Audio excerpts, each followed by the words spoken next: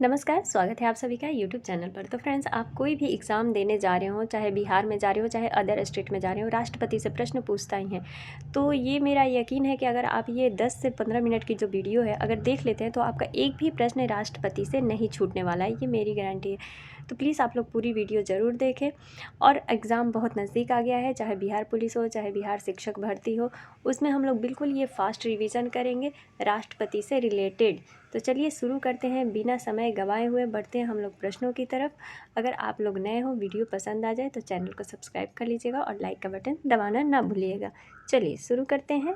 ये तो देखिए, पता है कि राष्ट्रपति के बारे में जो कहा गया है कि भारत में एक राष्ट्रपति होने चाहिए, वो किस अनुच्छेद में कहा गया है? तो अनुच्छेद 52 में कहा गया है। 52 अनुच्छेदों को भी देखेंगे जो राष्ट्रपति से संबंधित महत्वपूर्ण है, उन सभी अनुच्छेद को भी हम लोग इस वीडियो में कवर करेंगे। तो सबसे पहला है हमारा कि भारत में राष्ट्रपति का निर्वाचन किस प्रकार होता है।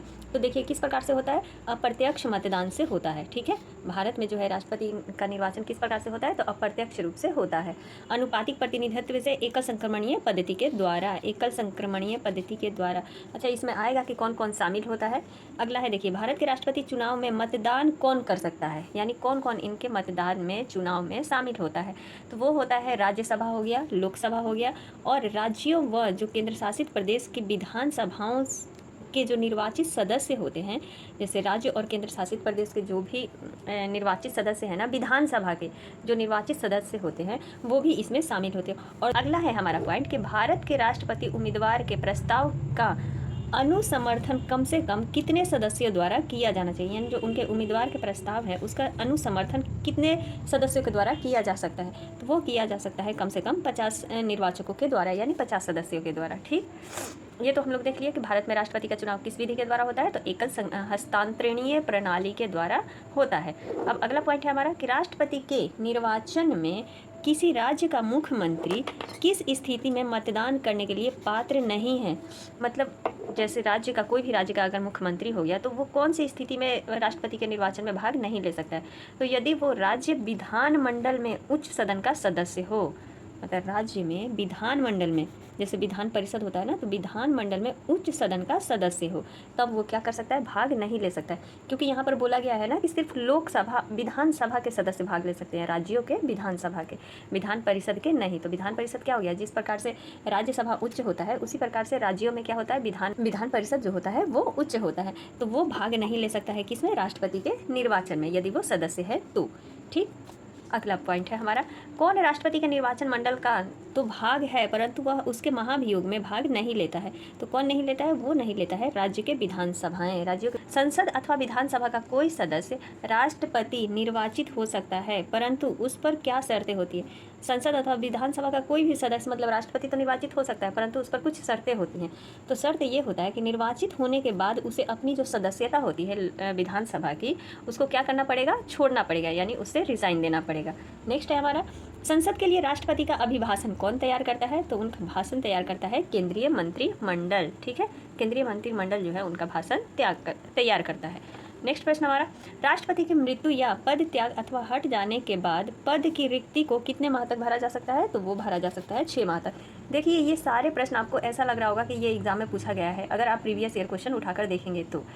चलिए अगला पॉइंट है हमारा, भारत के राष्ट्रपति चुनाव में उत्पन्न विवाद का निपटारा कौन करता है। तो वो कौन करता है, सर्वोच्च न्यायालय करता है। ठीक है, जो विवाद उत्पन्न हो जाता है उसका निपटारा सर्वोच्च न्यायालय करता है।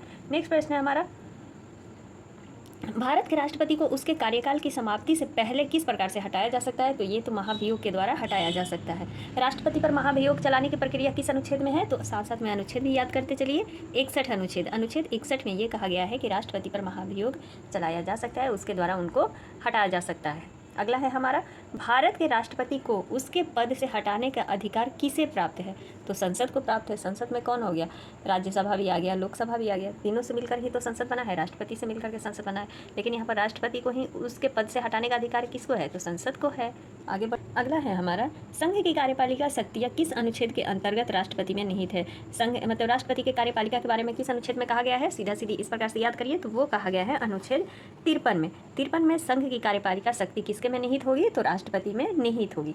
नेक्स्ट प्रश्न है हमारा, अनुच्छेद 61 के अंतर्गत राष्ट्रपति पर महाभियोग संसद के किस सदन द्वारा प्रारंभ किया जा सकता है? तो किस संसद द्वारा? तो दोनों सदन द्वारा ये लगाया जा सकता है राष्ट्रपति पर महाभियोग। ठीक है, संसद के किसी भी सदन द्वारा ये किया जा सकता है।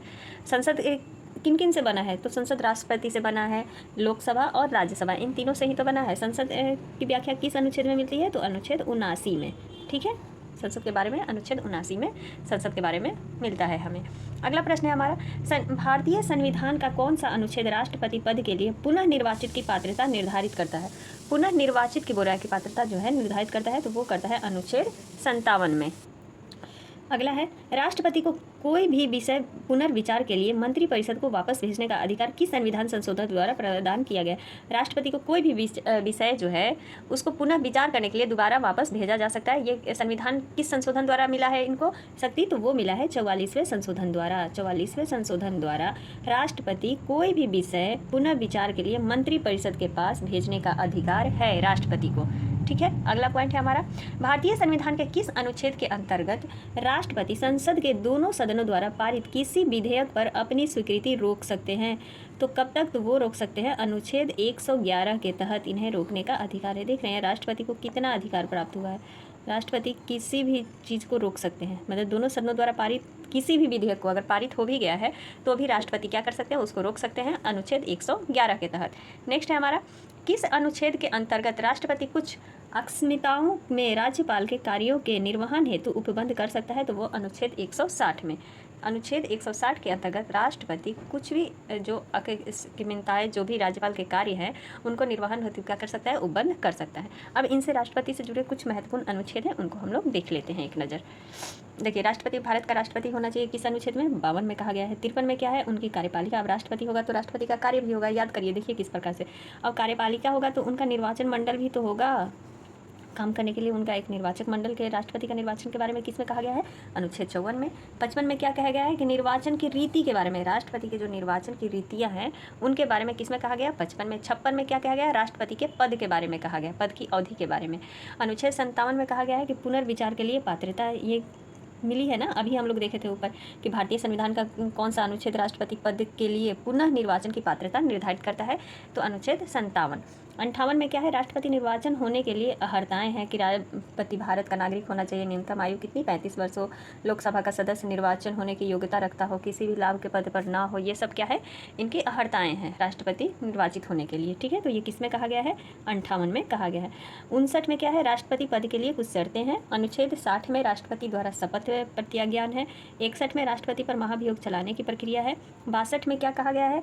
तो 62 में कहा गया है कि राष्ट्रपति का पद रिक्त होने की स्थिति में उसे भरने के लिए निर्वाचन करने के समय और आकस्मिक रिक्ति को यानी अचानक रिक्ति को भरने के लिए निर्वाचित व्यक्ति की पदावधि, ये अनुच्छेद 62 में कहा गया है। 72 में क्षमादान ये सब करने की उनको शक्ति प्रदान है कि किसी को अगर मृत्युदंड भी मिल जाता है तो राष्ट्रपति को यह शक्ति प्रदान है कि वो उसकी मृत्यु रोक सकते हैं।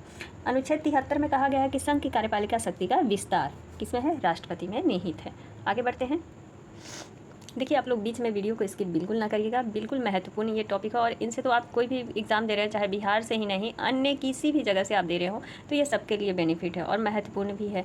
चलिए बढ़ते हैं। अगर वीडियो पसंद आ जाती है तो यार 1000 तक पहुंचा दो, जल्दी जल्दी 1000 हो जाए, क्योंकि उच्च न्यायालय के न्यायाधीश को उसके पद से हटाने का अधिकार किसे प्राप्त है? तो वो है राष्ट्रपति को। याद करते चलिए, सर्वोच्च न्यायालय के जो न्यायाधीश होते हैं उनको पद से हटाने का अधिकार किसको प्राप्त है? राष्ट्रपति को प्राप्त है। भारतीय संविधान का अनुच्छेद 143 राष्ट्रपति को उच्चतम न्यायालय से परामर्श करने की शक्ति प्रदान करता है। मोस्ट इंपॉर्टेंट ये क्वेश्चन बार बार रिपीट होता है कि किस अनुच्छेद के तहत राष्ट्रपति को यह शक्ति प्रदान है कि वो उच्च न्यायालय के जो न्यायाधीश होते हैं उनसे परामर्श ले सकते हैं? तो अनुच्छेद 143 के अंतर्गत। राष्ट्रपति लोकसभा को कब भंग कर सकते हैं? तो केंद्रीय मंत्रिमंडल की अनुशंसा पर। लोकसभा और राज्यसभा का संयुक्त अधिवेशन किसके द्वारा आहूत किया जाता है? तो राष्ट्रपति के द्वारा बुलाया जाता है।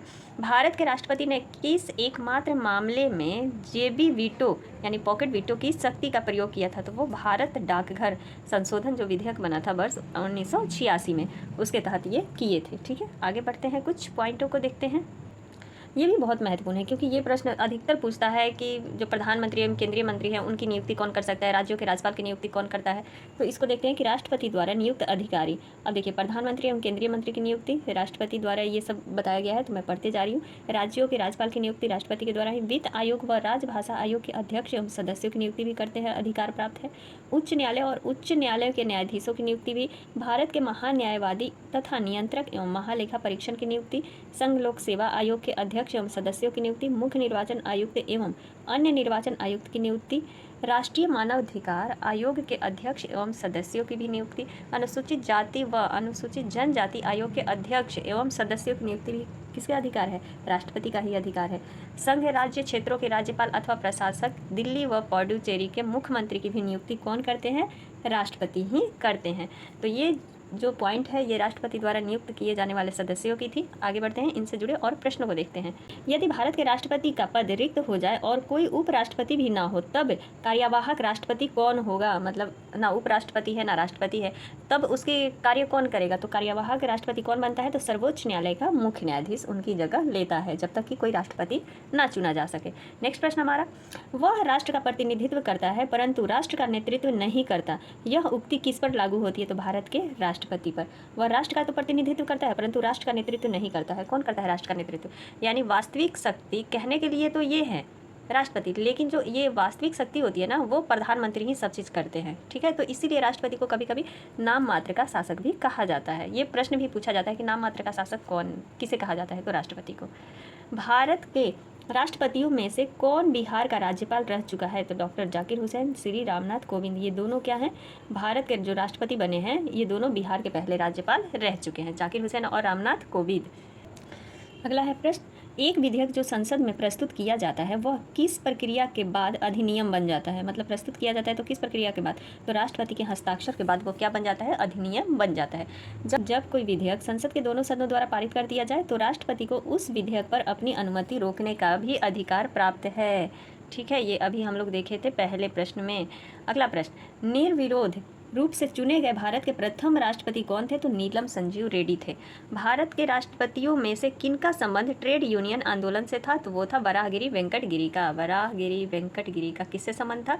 तो ट्रेड यूनियन आंदोलन से इनका संबंध था। भारतीय संविधान भारत के राष्ट्रपति को राज्यों के मुख्यमंत्री की नियुक्ति का अधिकार नहीं देता है। ठीक है, राज्यों के मुख्यमंत्री की नियुक्ति का अधिकार नहीं देता है, सही बात है। राष्ट्रपति का कार्यकाल कितना होता है? तो पद ग्रहण के दिन से 5 वर्ष तक होता है, उसे पहले भी हटाया जा सकता है महाभियोग लगा करके।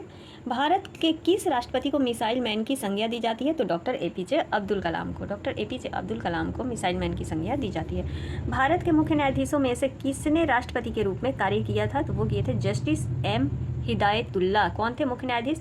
जस्टिस एस हिदायतुल्ला जो थे उन्होंने राष्ट्रपति के रूप में भी कार्य किया है। नेक्स्ट प्रश्न है, धन विधेयक को पुनर्विचार हेतु लौटाने का संवैधानिक विशेषाधिकार राष्ट्रपति के पास नहीं है।